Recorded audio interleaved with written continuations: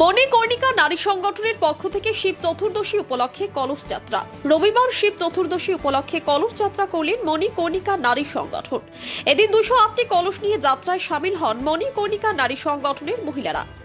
চম্পাশাড়ি সমরনগর Netaji road 46 নম্বর ওয়ার্ডে অবস্থিত সার্বজনিক শিব হনুমান মন্দিরে শিব চতুর্দশীর উপলক্ষে পূজার অনুষ্ঠান করা হয়। এই কলস যাত্রায় অংশগ্রহণ করেন মণিকর্ণিকা নারী সংগঠনের সদস্যরা ছাড়াও সমরনগর এলাকার বাসিন্দারা। সমরনগর শিব মন্দির থেকে এই যাত্রা শুরু হয়। বাঘা যতীনের পার্বতী ঘাটে জল নিয়ে মুখে শিব মন্ত্র জপ করতে করতে মন্দির প্রাঙ্গণে এসে সেই জল দিয়ে শিব ঠাকুরকে স্নান করানো হয়।